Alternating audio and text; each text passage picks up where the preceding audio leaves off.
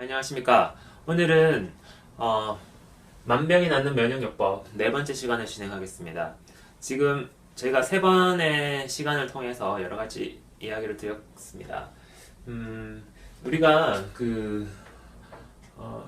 발산, 염증의 발산과 그리고 소진, 염증과 활동을 통한 발산이죠. 소진에 이르면 다시 충족이 이루어져야 됩니다. 가립구라고 하는 그 혈구 세포에게만 영양소가 가는 것이 아니라 임파구에도 영양소가 가야 되기 때문에 그 임파구의 면역을 위해서는 소진 이후에 다시 우리 몸이 영양소가 다시 공급되어야 되는 그런 상황이 있는 거죠. 그래서 오늘은 영양소 공급의 문제를 이야기해 보려고 합니다. 상당히 의미 있고 좀 내용도 있고 좀 중요한 부분이라고 볼 수가 있겠는데요. 제가 지금 하고 있는 그 면역요법이라는 그 생활의 강의는 그 사람마다 생활 방식이 다르고 믿는 정도가 다르고 또 배경 지식이 다르고 실행하는 방법도 세부적으로는 차이가 날 수 있기 때문에 또 그리고 기존 건강 상식과 혼란이 올 수 있는 가능성도 많이 있습니다. 그래서 생활에 대한 강의를 진행하는 것은 의외로 시간이 많이 걸리고 좀 강의 구성을 하기도 매우 어려운 것이 사실입니다. 제가 면역요법을 완성하게 되고 제가 1, 2, 3편의 그 어눌한 강의들을 보시고 실망하신 분도 계시겠지만 실제로 불특정 다수에게 어떻게 이 내용을 전달해야 될 것인가의 문제는 조금 까다로운 문제였습니다. 그리고 제가 최선을 다한 결과라고 이해해 주시면 고맙겠습니다. 어떤 사람은 만성염증이나 암이 있는 환자도 있으실 거고요. 어떤 사람은 전혀 아주 건강한 상태에 있는 분도 계실 거고요. 중간쯤에서 약간 소양인이라고 하는 병의 위험성에 가깝고 염증이 자주 생기는 스타일의 사람이 되어서 건강에 위협을 받고 힘들게 지내시는 분이 더 많으실 것으로 생각이 됩니다. 환자의 부위도 다양하고 환자의 개별적인 차이가 있는 상황에서 이 생활에 대한 강의를 보편적인 시각에서 진행한다는 것은 매우 어렵고, 그래서 저는 만암인, 만성염증과 암이 있는 환자분, 암이 존재하는 환자분, 수술을 했다거나 염증이 사라지고 그렇지만 염증이 잘 발생하는 아토피라든지 그런 환자들은 소양인이라고 보면 되겠습니다. 그 다음에 일반 면역요법이 거의 필요 없고 본능적으로 면역요법을 스스로 잘 실행하고 살고 있는 사람 건강인이라고 보면 되겠습니다. 그래서 저는 주로 소양인이나 만암인을 타겟으로 해서 목표로 해서 이야기를 드리면 되겠다고 생각을 하는데요. 오늘은 영양소의 공급의 문제를 또 이야기해야 되는데, 영양소에 대한 이야기는 매우 광범위하고 많은 상황입니다. 이것을 앞서서 조금 더 이야기를 드리면은 우리 면역요법에서 부교감이라는 시간을 늘려야 된다라고 얘기를 드렸죠. 부교감, 교감의 활동과 염증, 그리고 부교감의 휴식과 깊은 몸의 정리 단계에 도달하는 이런 부분들. 그래서 부교감의 기회를 누리는 것은 교감과 비교감의 어떤 저울을 한쪽으로 이렇게 기울어진 것을 균형을 잡는 행위에 해당하고요. 부교감의 기회를 누리면은 교감신경의 발달을 줄일 수가 있습니다. 교감신경의 발달은 저에게도 큰 문제였는데요. 염증을 자주 겪을수록 교감신경이 발달한다고 말씀을 드렸고 그렇게 보시면 되겠는데요. 부교감의 기회를 누리면은 교감신경의 발달이 감소된다. 정상인에 가깝게 가는 것이고, 교감신경과 염증은 또 밀접한 관련이 있기 때문에 염증이 잘 일어나지 않는 몸의 상황으로 바뀌게 되는 것입니다. 그래서 면역요법은 결국 부교감의 타겟이 맞춰져 있다라고 보시면 되겠습니다. 면역요법에 제가 세 가지를 말씀을 드렸죠, 그죠? 그리고 부교감에 포커스가 맞춰져 있는 것입니다.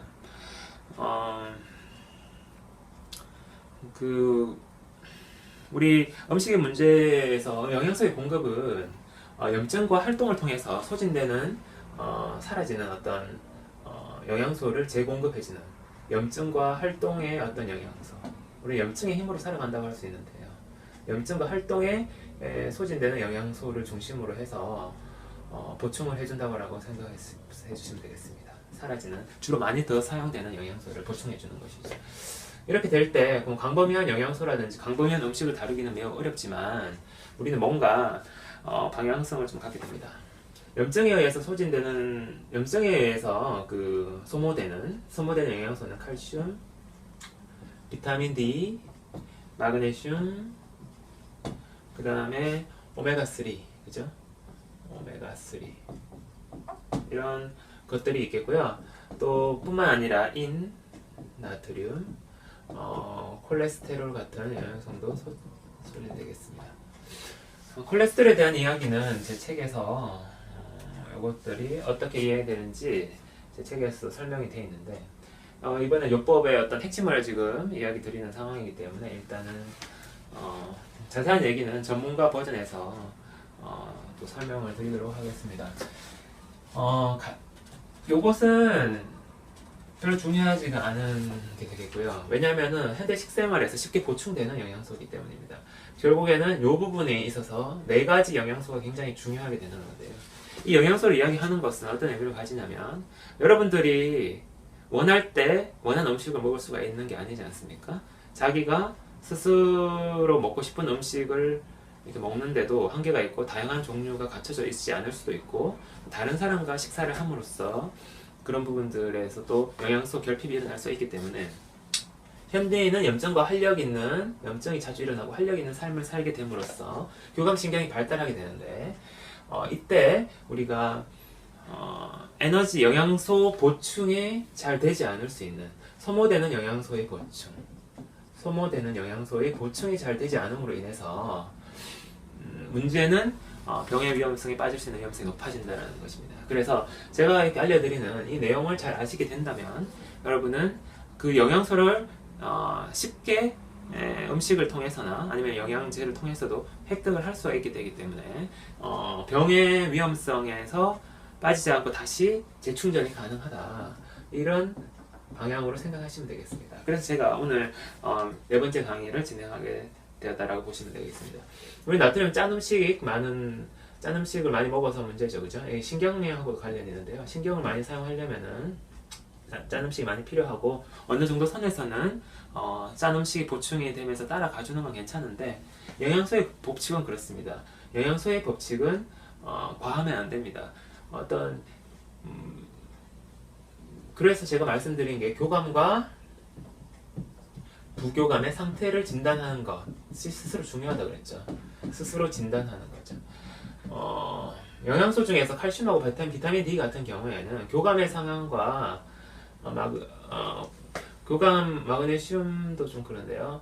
교감과 부교감에서 같이 사용되는 영양소이기 때문에 회복의 영양소가 될 수도 있고 활력의 영양소가 될 수도 있는 것입니다. 그래서 우리 영양소에서 제일 중요한 것은 교감과 부교감을 스스로 진단해서 교감일 때는 영양소를 차단시켜주고 부교감일 때는 영양소를 챙겨서 공급해주는 그런 방법이 중요하게 됩니다. 차단과 공급이 필요하게 되는 거죠.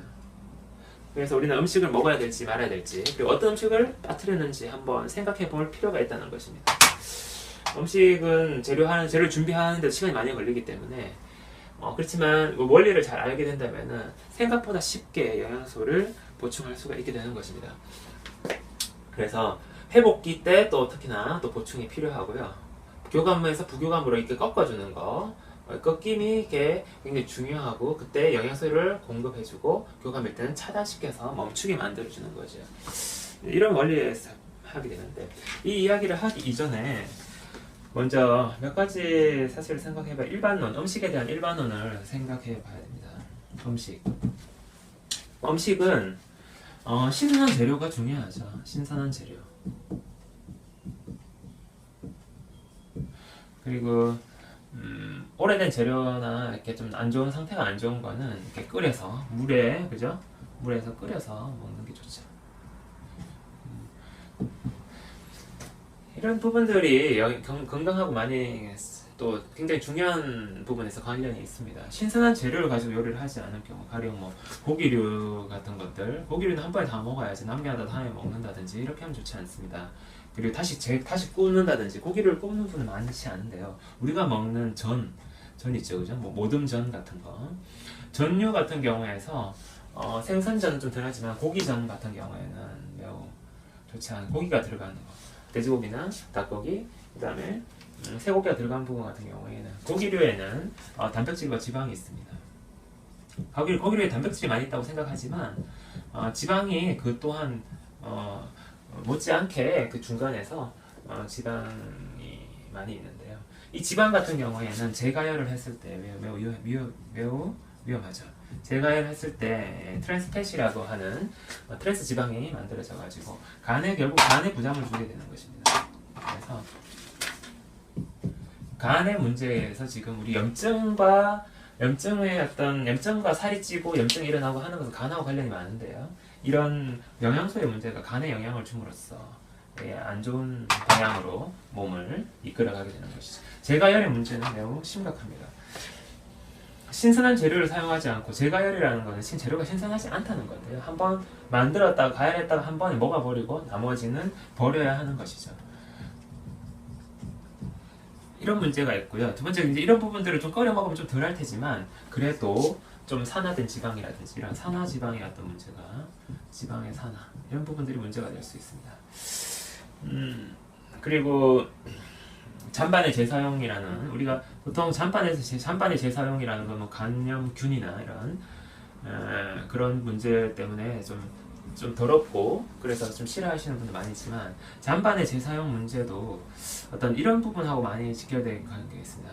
신선한 재료, 재료를 상태가 조금 나빠진 건 다시 끓여서 먹어야 되는 어떤 이런 부분들, 그리고 냉장 보관을 잘 해야 되고, 추운 냉장 보관이나 어떤 냉동 보관을 잘 해야 그것을 먹는 기간을, 반찬에 먹는 기간을 늘릴 수가 있게 되는데요.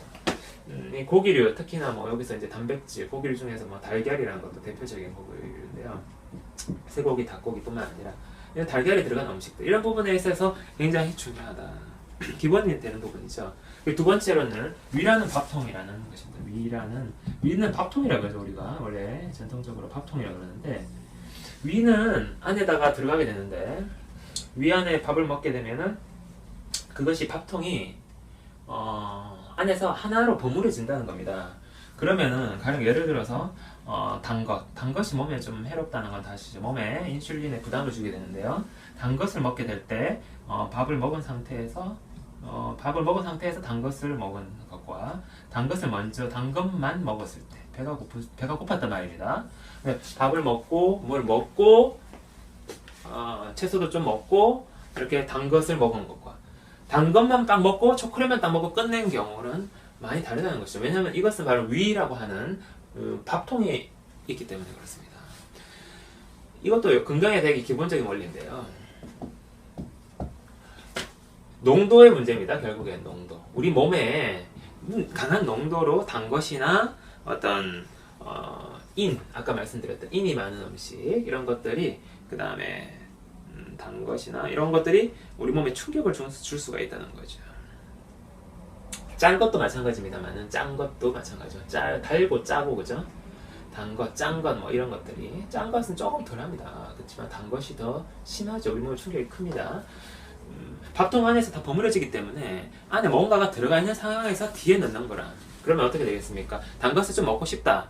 아무래도 이제 머리를 돌리는데 단 것이 또 머리를 잘 이렇게 돌리는데 도움이 많이 되거든요. 그러면은 뭘 먹은 상태에서 단 것을 먹고, 뭐 보통 소양인이나 이렇게 만화민한테 해로운 것이 커피 같은 게 있는데, 커피 같은 것도 블랙 커피로 먹는 것보다는 라떼로 먹는 게 낫겠죠. 라떼로 먹고 설탕 같은 경우에도 이렇게 뒤에 먹는 거죠. 설탕, 당근, 뭐 초콜릿 같은 거, 이런 것들을 마지막에 밥을 다 먹고 나서 먹어주면은 뱃속에서 희석 효과가 일어나기 때문에 우리 몸에서는 농도가 옅어져 가지고 충격이 덜해진다라는 그런 어떤 기본적인 소화의 법칙이라고 보시면 되겠습니다. 음식과 소화의 법칙인데요. 희석 효과가 발생하는, 식사라는 건 하나의 덩어리라는 거죠. 그리고 뭐 과자라든지 이런 거 좀 단 거 같은 건 뒤에 좀 먹어서 좀 먹고 싶은 욕구를 좀 충족시켜 줄 수는 있다. 그렇지만 음식이라는 건 뭐든지 너무 과도하면 안 된다는 것입니다. 식후에 또 뭐 이렇게 고기를 먹었다든지 이럴 때는 뭐 포도주라든지 아니면은 차, 포도주나 차, 그죠? 차라고 하면 보통 뭐 녹차도 생각하시지만 녹차보다는 홍차가 좋습니다. 홍차나 뭐 이런 뭐 카모마일 같은 이런 차를 먹어주시면은 고기의 어떤 강한 그런 부분들이나 열이 많은 부분들, 차에 어떤 에너지가 많은 식사를 하셨을 때는 또 이게 이제 감소시키는 효과가 발생하죠. 차는 열을 낮춰주니까 홍차는 특히나 커피는 반대입니다만은 여성분들이 워낙 또 좋아하시니까 이렇게 드시는 필요가 있고 밥을 먹을 때는 식사를 간격이라고 제가 이제 면역요법에서 식사의 간격을 얘기 드렸는데 간격을 한 덩어리로 만들어주는 게 좋다는 거죠. 그러니까 먹고 난 다음에 같이 먹는 거지만 중간에 배고픈 상태에서 뭐 커피라든지 이렇게 몸에 부담이 가는 음식을 한 방 탁 먹어주면은 이게 굉장히 충격이 크다는 거죠. 단 거라든지 이걸 갖다 간식으로 먹게 되면 굉장히 충격이 크다는 것입니다.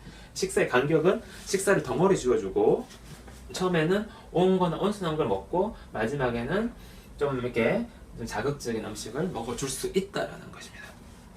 이렇게 생각을 하시는 부분이 기본적인 식사가 되겠고요.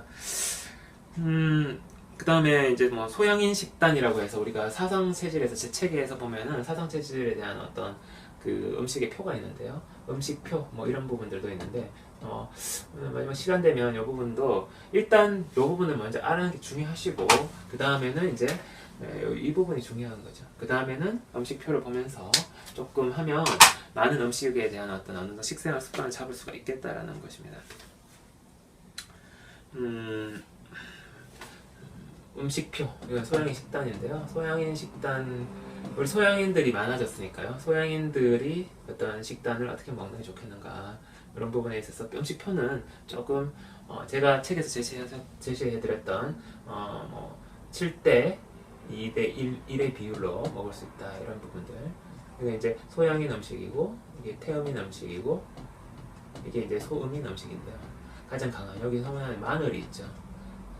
참 마늘의 문제가 일본 사람들 마늘 먹지 않지만 마늘의 문제가 우리 좀 다이나믹함도 증가시킬 수 우리 사람의 다이나믹함도 증가시킬 수 있지만 마늘의 문제가 만화민과 소양인에게 있어서는 여기 조금 너무 강하다. 이 양을 조금 이렇게 먹어야 되는데 실제로는 음식에서 뭐 우리나라의 음식할 때 마늘 빼면 안 되듯이 갈아서 넣고 뭐 생마늘도 먹지 않더라도 여러 가지 간접적으로 섭취를 하게 되는 문제가 있습니다. 이 마늘 부분은 오신채라고 해서 이제 사찰식에서는 오신채라고 해서 채소들 5가지 마늘하고 뭐 양파 이런 거 있죠, 그죠? 다른 것들은 좀 덜한데 마늘과 양파의 어떤 그 테러로부터 조금은 몸을 보호해야 된다는 거죠. 저희 집안 같은 경우 마늘 빼고 요리하는 법을 많이 개발해서 가족의 건강에 많이 도움이 되고 있는데요. 마늘을 빼면 요리를 할 수 없다라고 생각하는 그런 문제들이 있죠. 그래서 우리 서양 요리가 또 유행하고 있는 이유 중에 하나도 마늘에 대한 어떤 부담감에서부터 서양 요리가 마늘이 많이 안 쓰기 때문에 또 그런 장점도 있게 됩니다. 일단은 우리가 이제 생각해야 될 거는 이제 요 4가지 영양소에 대한 어떤 기본적인 방법을 한번 좀 음식을 어떻게 공급하면 되겠는가 한번 좀 생각해 보는 게 좋겠습니다. 제가 전문가 버전에서 요 4가지 영양소가 왜 염증에 의해서 왜 소모가 일어나는지에 대한 부분은 전문가 버전에서 좀 말씀드려야 될 것 같고요. 일단은 칼슘 보기 전에 마그네슘을 먼저 보도록 하겠습니다. 마그네슘 이게 화학 기호인데요. 마그네슘 같은 경우에는 해산물에 많습니다. 해산물, 해조류에 많죠. 마그네슘은 김 같은 거 몇 장 먹으면 되겠습니다. 김 한 몇 장. 김을 뭐 맛있다고 해서 엄청나게 막 이렇게 막 넣어서 막 먹는 분들 계시는데 김을 과량으로 김이나 뭐 다시마 이런 해조류 다시마나 그 다음에 이렇게 해조류들은 요오드가 많이 있기 때문에 많이 과량으로 드시면은 갑상선을 자극할 수 있습니다. 그래서 좋지 않습니다. 김을 몇 장 정도 먹으면 하루에 필요한 마그네슘 정도는 섭취할 수 있다. 김 몇 장을 갖춰 넣으시면 되겠고요. 김에는 또 이렇게 이렇게 나트륨도 있기 때문에 뭐 소금도 이렇게 뭐 된장국 같은 거 같은 거, 된장국에서도 뭐 소금 많이 섭취하고 이렇게 되는데요. 우리 한민족의 식단이 좀 그렇게 돼 있죠. 나트륨, 김에도 나트륨이 있는 거죠. 나트륨, 그죠? 나트륨 상황을 좀 보시면 되겠고, 나트륨은 뭐 너무 짜면 또 먹기가 싫어지니까 적절하게 어느 정도 하시면 되겠고, 나머지는 이 부분은 별로 중요하지 않는데 나중에 일단 칼슘, 마그네슘을 먼저 생각해보고요. 두 번째로는 이제 칼슘입니다. 특히나 40대 이후에 칼슘의 어떤 뼈에서 칼슘이 빠져나가는 게 심해지고 이랬을 때 우리는 칼슘을 많이 이렇게 보충을 해줘야 되는데 놓치기 쉽습니다. 특히나 어릴 때는 뼈를 잘 먹지 않다가 나이 들면 이제 생선뼈 같은 거 이런 걸 이제 먹게 되죠. 그래서 뭐 맛있습니다, 먹으면. 어렸을 때는 뼈가 굉장히 싫어하죠. 왜냐하면 뼈가 칼슘이 많으면은 이렇게 너무 뼈의 성장에 자꾸 이렇게 부담이 가기 때문에 애들이 뼈를 그렇게 좋아하지 않는데요. 어른이 되면은 뼈가 맛있어집니다. 그리고 30대 중반 이후로 특히나 뼈가 맛있어지는데 그것은 칼슘이 필요하다라고 보시면 되겠습니다. 이렇게 보시면 알 수 있을지 칼슘이라는 거는 우리 식재료 중에서 어디에 있냐면 딱딱한 거에 있다는 거죠. 딱딱한 게 뭐가 있을까요? 깨가 있습니다. 깨는 참깨와 들깨가 있는데요. 참깨가 들깨가 있는데 참깨는 오메가3가 좀 많이 있고 들깨도 물론 오메가3가 많이 있는데 들깨는 조금 세다라고 생각하면 됩니다. 좀 에너지가 좀 많습니다. 참깨는 남성들한테 좀 더 많이 어울리고 들깨는 좀 여성들한테 많이 어울리기 때문에 억지로 깨를 먹기 위해서 들깨를 먹어야 된다고 생각할 필요는 없습니다. 깨에 보면은 깨가 이렇게 껍질이 딱딱하고 안에는 뭔가 기름이 들어있죠. 짜면은 기름이 나오게 되는데요. 딱딱한 거에 있다라고, 우리 칼슘 항상 딱딱한 거에 있다라고 보시면 됩니다. 우리 자연계에서 딱딱한 물질들은 그것이 다 칼슘 성분이 많이 만들어지고 우리 몸에서도 뼈 같은 거 딱딱한 곳에 칼슘이 있는 거죠. 깨는 깨강정 같은 걸 준비해서 드시면 좋습니다. 그래서 들깨에는 좀 중성 지방도 많아가지고 열량이 많기 때문에 지금 여기에 조금 이제 들깨라는 것은 소음인 음식으로 분류가 되는데요. 여성들한테는 조금 더 필요한 게 되겠습니다. 왜냐면 여성들은 지방의 어떤 분해 능력이 지방을 소화할 수 있는 능력이 더 뛰어나기 때문에 그렇고요. 참깨 같은 거, 깨강정을 이렇게 준비해 놓으면은 깨 뿌리는 거 가지고는 좀 부족해요. 네. 일단 깨강정을 이렇게 드시면은 좋습니다. 깨강정을 추천해 드리고요. 딱딱한 거. 그렇게 보시면 되겠습니다. 그리고 뭐 깨에 칼슘 있는 성분은 많죠. 뭐 멸치 있는데 멸치는 인이 많기 때문에 멸치는 너무 많이 드시는 품목은 아니고요. 멸치는 인 때문에 조금, 그러니까 인이 또 너무 많으면은 염증을 또 강화시킬 수도 있고 부담이 될 수가 있습니다. 그래서 생선이 또 좋은, 우리가 흰살 생선이 소에게 칼슘 단백질로서 흰살 생선이 더 좋죠. 흰살 생선이 단백질이 좋은데 뼈까지 이렇게 조금씩 잘자란 뼈는 껍질 같은 걸 좀 씹어 먹는 습관을 필요는 좋고 깨강정 중요하겠고요. 깨강정으로서 저도 좀 이런 부분들을 김몇장 그죠?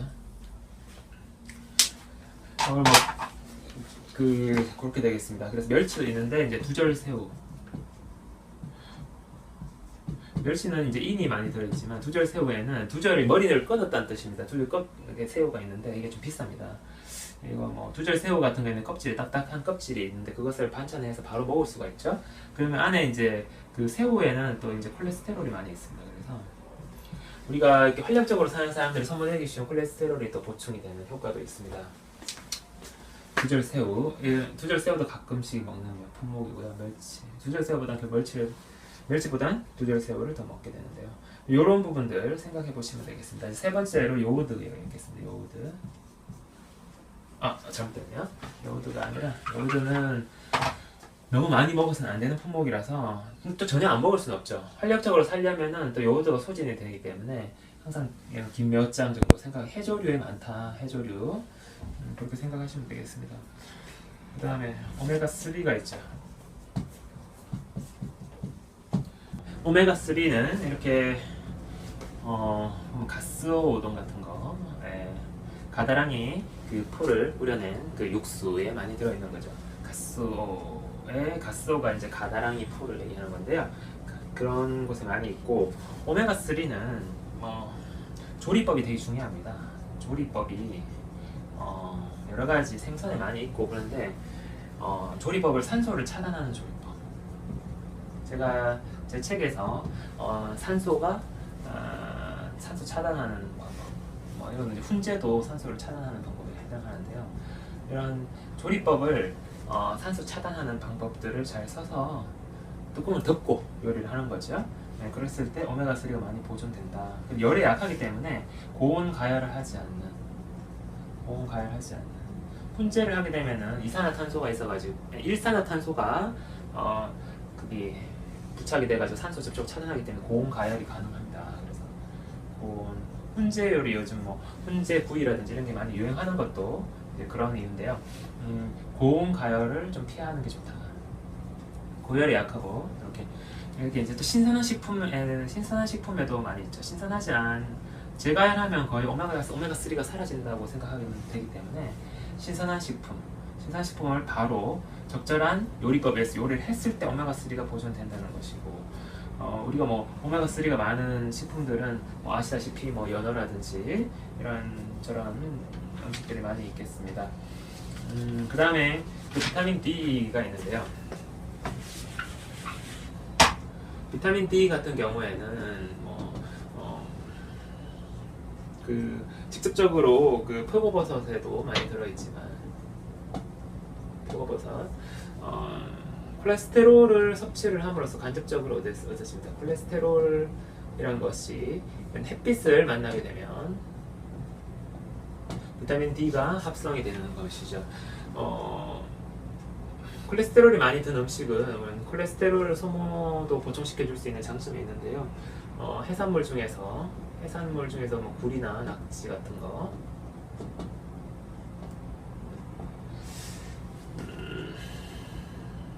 굴이나 낙지, 이게 오메가3에는 이제 등푸른 생선 이런 데 많죠. 요리법을 뚜껑 덮고 조림을 한다든지 잘 해야 됩니다.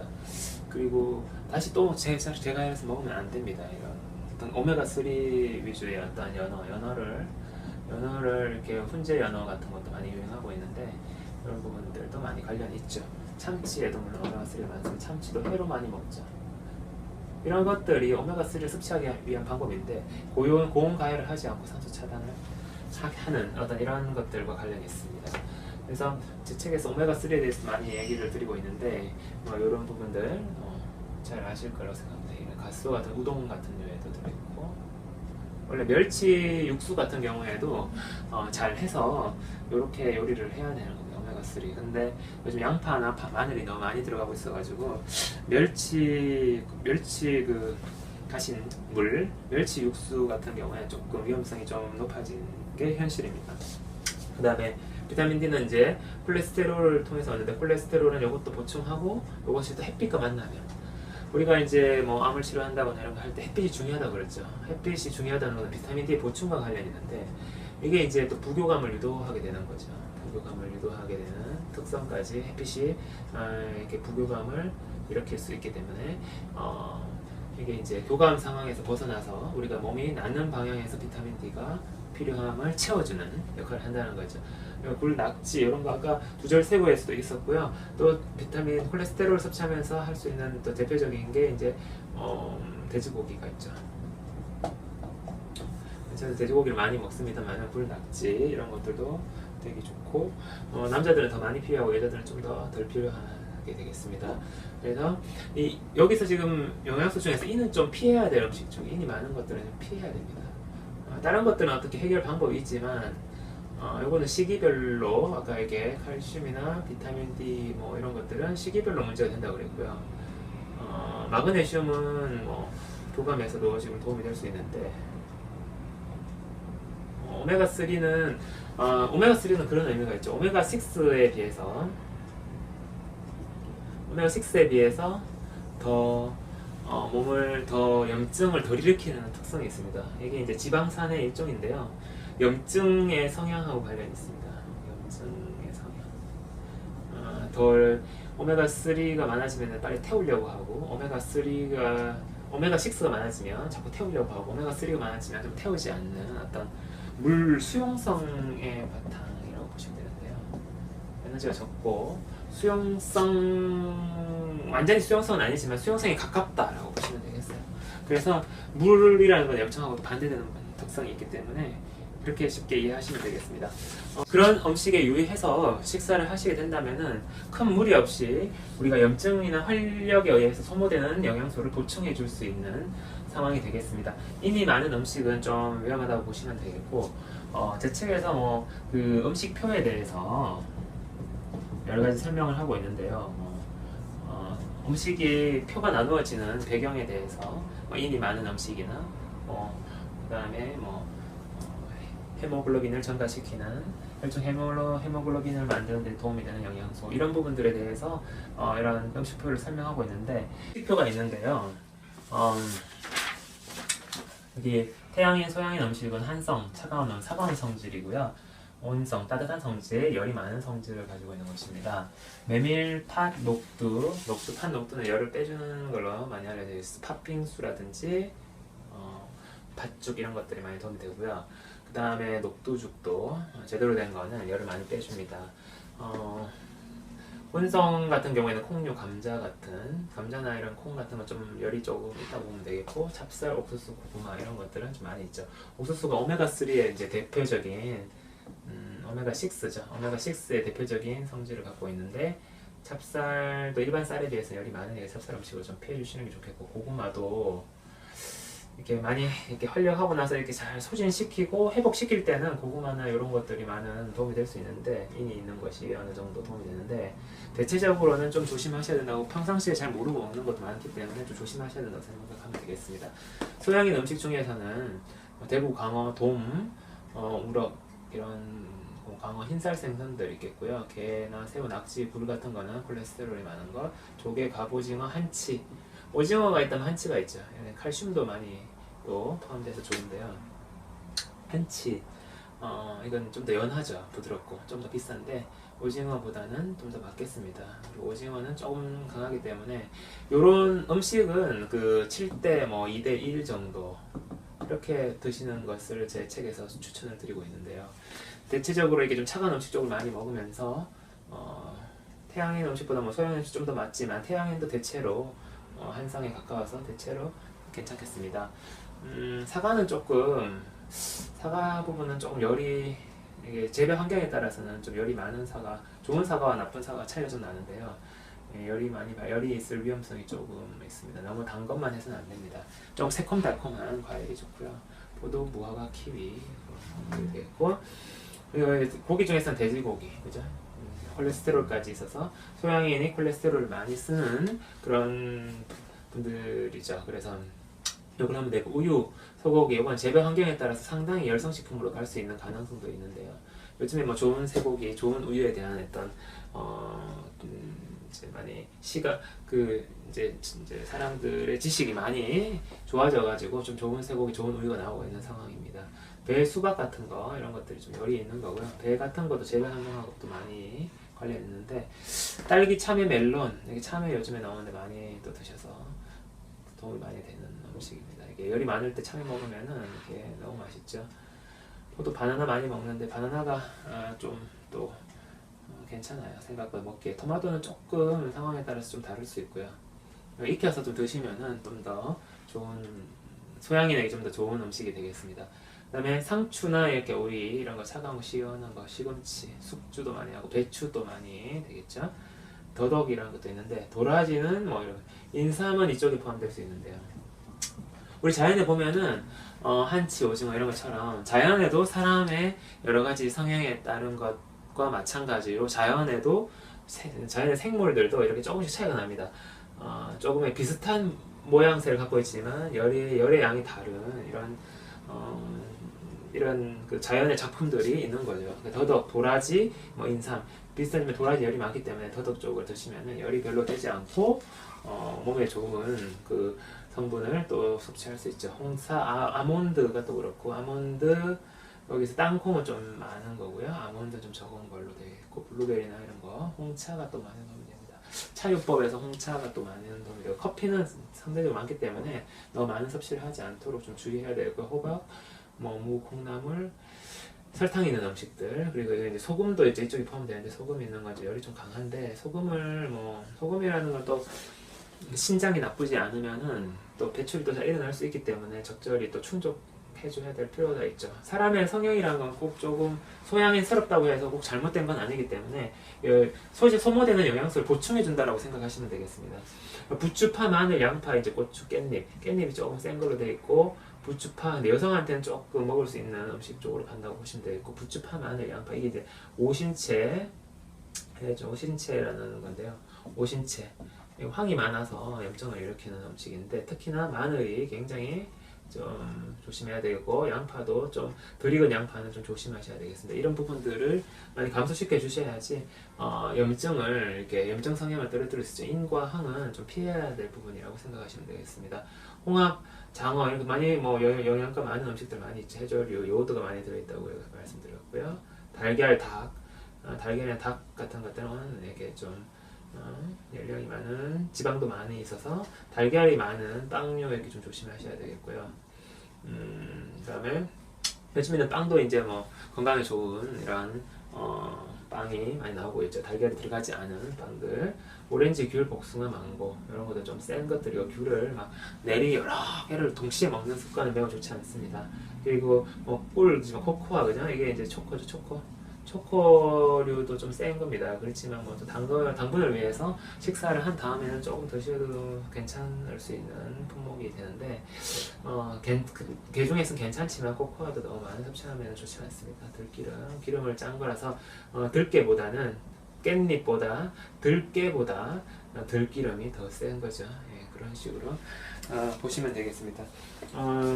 녹차도 여기에 해당하는데요. 녹차류는 홍차랑 다르게 열을 많이, 우리나라에 태음인이 많기 때문에 녹차가 많이 유행했지만, 실제로 우리 지금 현대 환경에 있어서는 홍차가 더 강조된다. 녹차를 조금 녹차 제조법이 또 다른데요. 똑같은 잎으로 만드는 거예요. 근데 재료법이 달라서 성질이 달라진다고 보시면 되겠습니다.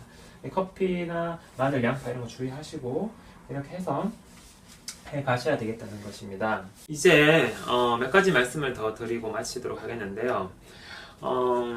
당분의 농도, 우리 몸에 공복 시에 들어오는 당분의 농도가 굉장히 위험하다. 그래서 간식 중에서 특히나 중간에 먹는 단거는 음식을 먹은 뒤에 밥통에 넣어주라는 겁니다. 그리고 농도가 높은 것은 모두 다 좀 좋지 않은데요. 인의 농도, 오메가6의 농도, 오메가3가 많아야 되는데, 오메가3는 많은 관리와 정성이 필요한 부분이거든요. 그래서 오메가6, 우리 보통 옥수수가 많이 들어간 과자 같은 거, 이런 게, 그러니까 제가 면역요법을 설명드리는데, 이런 음식을 먹었을 때 그 소진이라는 방법을 잘 쓰고 간격을 잘 벌려주면은 많이 해결될 수가 있습니다. 그래서 이 음식 자체의 이런 공부보다 제가 면역요법에서 그 세 가지 룰에 대해서 더 먼저 우선적으로 말씀드린 거라고 생각하시면 되겠습니다. 그리고 당분의 농도, 이런 것들이 문제가 되는 겁니다. 그리고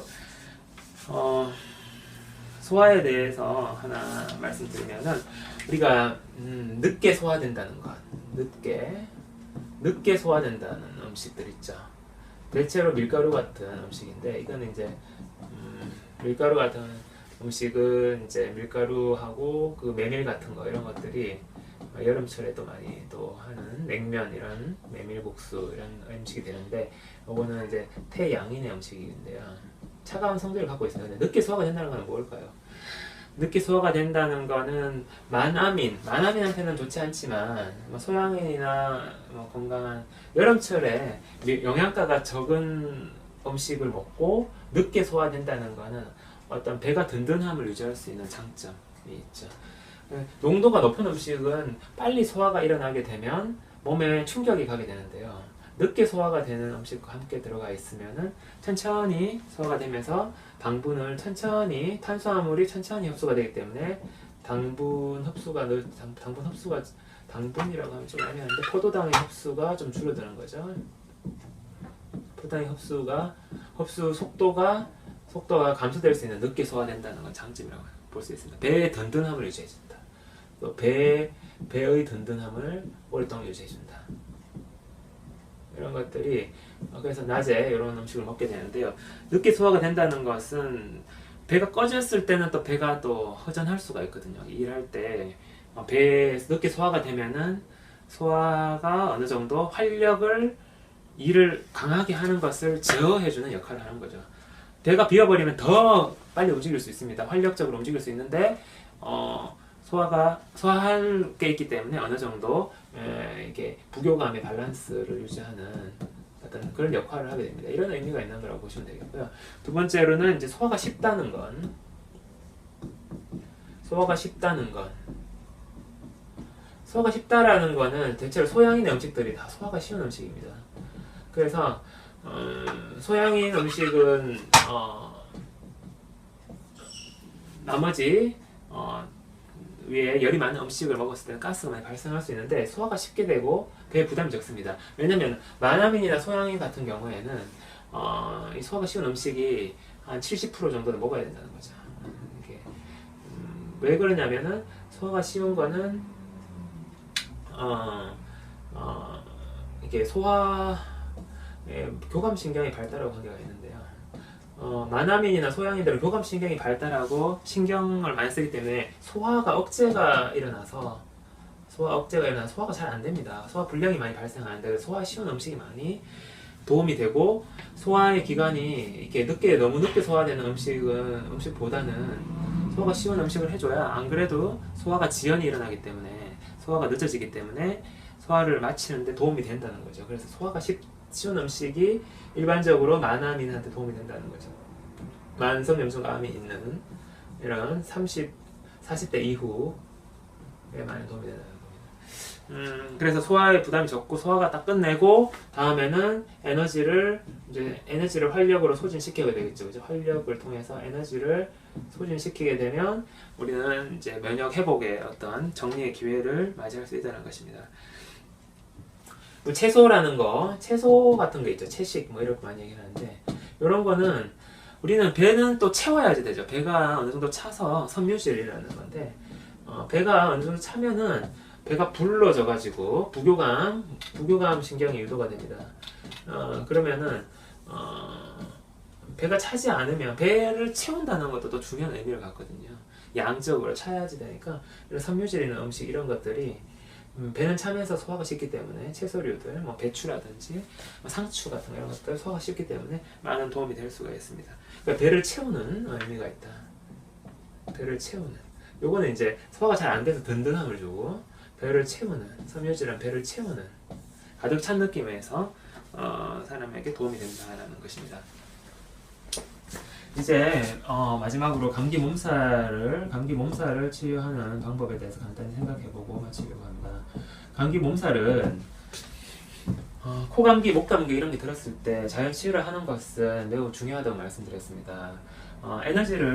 몸살이라는 과정도 몸살의 온몸의 통증을 동반하면서 과립골을 염증을 통해서 활력이 아닌 염증을 통해서 과립골이라는 그 세포, 염증 세포를 소진해 나가는 작용이기 때문에 그렇습니다. 과립골을 소진시키는 과립골을 다 써서 없애는 거죠. 그래서 몸살이 일어나게 되는데 자연 치유를 하는 방법을 알고 있어야지 어느 정도 많이 도움이 되겠습니다. 이것을 약으로 차단하게 되면은 이것이 소진되다가 중간에서 다시 반등해버리게 되기 때문에 가립구의 바닥 레벨까지 떨어지지 않게 됨으로써 우리 몸의 균형에 그 가립구 임파구의 균형에 문제가 생긴다는 것이죠. 몸살과 단식 그리고 약도 그렇지만 음식도 마찬가지입니다. 중간에 먹어버리면 그래서 간식이라는 거, 간식 섭취를 중단한다는 게 굉장히 중요한 의미를 갖는데요. 약이나 음식 다 약도 우리 먹어서 해될 건 없는 거기 때문에 음식이라고 보시면 됩니다. 그래서 음식을 먹는다는 건 약을 포함해서 이런 부분에서 문제가 생기는 거죠. 부교감 유도가 일어나기 때문에 그렇습니다. 부교감이 중간에 일어나 버리고 염증이 끊어질 수가 있는 거죠. 상황에 따라서는 에너지가 염증으로 가기도 하는데 염증을 끊어버리는 역할을 하게 됨으로써 문제가 또 생기는 거죠. 염증의 공급처가 되기도 합니다. 이럴 때는 부교감이 음식을 통해서 염증이 있을 때는 잠깐 에너지를 또 흡수해서 염증을 더 강하게 만들기도 하기 때문에 염증이 커져서 우리 몸에 좋을 일은 없습니다. 손해면 손해지 좋을 일은 없습니다. 그래서 음식의 어떤 음식을 끊어줌으로써, 그죠? 간식을 중단함으로써 영양소 공급을 차단시켜주는 것이 굉장히 중요하다. 감기 몸살을 치료를 할 때는 몸살 할 때는 일단 음식을 중단하는 것이 필요하겠고요. 음식을 물 정도 드시면서 땀을 내주는 방법. 몸을 따뜻하게 옷을 입고 따뜻한 이불에서 따뜻한 전기 매트 같은 데서 땀을 내면은 낫는 경우가 많이 있죠. 그래서 아프다가 낫게 되는 겁니다. 이런 방식으로 일단 치료를 하시면 되겠고, 만약에 감기 몸살 하다가 이제 고열이 발생한다. 고열이 발생하게 되면은 물론 고열 상황에서는 먹을 수 없기 때문에 단식이 되는데요. 약이나 이런 것들을 최대한 자제하고, 약이나 음식을 자제하고, 심할 때는 한 방에 약을 쓸 수가 있습니다. 근데 시원하게 열이 발생할 때는 가리부가 막 증가되면서 빨리 다 없애려는, 빨리 가리부가 확 증가돼가지고 이 가리부를 통해서 몸의 에너지를 쫙 빼주려는 작용이기 때문에 시원하게 물질을 시원하게 해줘야 됩니다. 시원하게. 너무 추우면 또 가리부가 더 증가되기 때문에 너무 빨리 또 가리부 증가돼서 한 40도 이상의 고열이 발생하면 안 됩니다. 그래서 너무 춥게 또 해서는 안 됩니다. 40도 이상은 좀 피해야 되기 때문에 한 39도 정도를 유지하면서 고열이 날 땐 시원하게 해주면서, 이제 시원한 열이 잘 안 빠지니까 어떻게 물을 발라주면 되겠죠. 물이 증발되면서 몸이 시원해집니다. 그래서 물칠을 하면서 39도를 유지해주면은 결국에는 에너지의 소진에 이르게 된다. 에너지 소진. 이 상황에서 심할 때 좀 유지하다가 도저히 안 되겠으면 약을 소염제나 이렇게 약을 먹여주시면은, 소염제, 진통제 같은 약을 통해서도, 그때 밥을 먹어야 될까요? 밥을 안 먹어도 됩니다.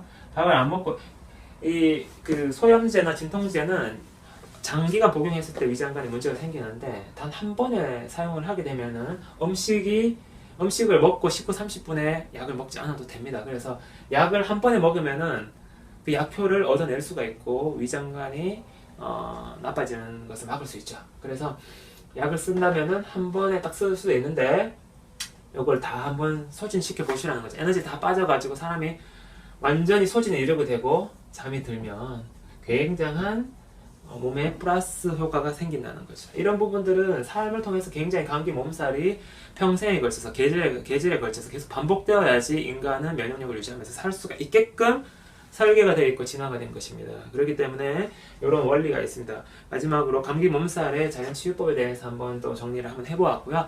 오늘 네 번째 면역요법의 시간에 많은 내용이 있는데 반복하시면서 내용을 좀 더 숙지하셔서 건강한 생활을 하시는 데 도움이 되셨으면 하는 바람입니다. 여기서 마치도록 하겠습니다. 감사합니다.